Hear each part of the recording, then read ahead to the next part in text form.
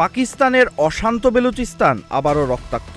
স্থানীয় সংবাদ মাধ্যম বেলুচিস্তান পোস্টের দাবি, মোস্তুং এলাকার কাছে একটি নিরাপত্তা বহরে অতর্কিত হামলায় অন্তত ৪৫ জন পাকিস্তানি সেনা নিহত হয়েছেন। এই হামলার দায় স্বীকার করেছে বিচ্ছিন্নতাবাদী সংগঠন বেলুচ লিবারেশন আর্মি বা বিএলএ। সংগঠনটির দাবি, তাদের বিশেষ ইউনিট ফাতে স্কোয়াড সুপরিকল্পিতভাবে প্রথমে মূল সেনাবহরে হামলা চালায়, এরপর ঘটনাস্থলে আসা অতিরিক্ত সেনাদলকেও লক্ষ্য করে আক্রমণ করে। তাদের ভাষ্য অনুযায়ী সংঘর্ষ দীর্ঘ সময় ধরে চলে এবং হতাহতের সংখ্যা আরও বাড়তে পারে।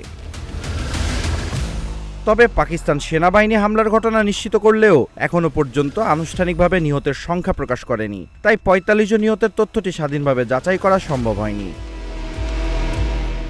এটি চলতি মাসে বেলুচিস্তানের নিরাপত্তা বাহিনীর উপর চতুর্থ বড় হামলা। এর আগে জিয়ারত জেলায় ২৭ জন পুলিশ কর্মকর্তা এবং লাসবেলায় ১১ জন সেনা নিহত হওয়ার ঘটনায় দেশজুড়ে ব্যাপক উদ্বেগ তৈরি হয়। এসব হামলার পর পাকিস্তান সেনাবাহিনী অপারেশন সাবান নামে একটি যৌথ সামরিক অভিযান শুরু করেছে। সেনাবাহিনী, ফ্রন্টিয়ার কোর, বেলুচিস্তান পুলিশ, গোয়েন্দা সংস্থা এবং বিমান বাহিনী একসঙ্গে এই অভিযানে অংশ নিচ্ছে।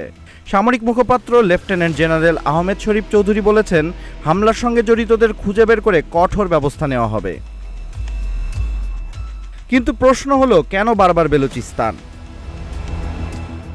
প্রাকৃতিক গ্যাস, খনিজ সম্পদ এবং কৌশলগতভাবে গুরুত্বপূর্ণ গাওয়াদার সমুদ্রবন্দর থাকার কারণে এই অঞ্চল পাকিস্তানের জন্য অত্যন্ত গুরুত্বপূর্ণ। একই সঙ্গে বহু বছর ধরে এখানে রাজনৈতিক স্বায়ত্তশাসন এবং প্রাকৃতিক সম্পদের ন্যায্য হিস্সার দাবিতে বিচ্ছিন্নতাবাদী আন্দোলন চলছে। ফলে অঞ্চলটি এখন পাকিস্তানের সবচেয়ে বড় নিরাপত্তা চ্যালেঞ্জগুলোর একটিতে পরিণত হয়েছে।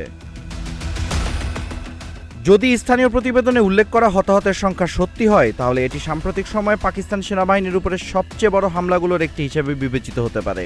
এখন সবার নজর থাকবে পাকিস্তান সরকারের পরবর্তী পদক্ষেপ এবং বেলুচিস্তানের পরিস্থিতি কোন দিকে মোড় নেয় সেদিকে।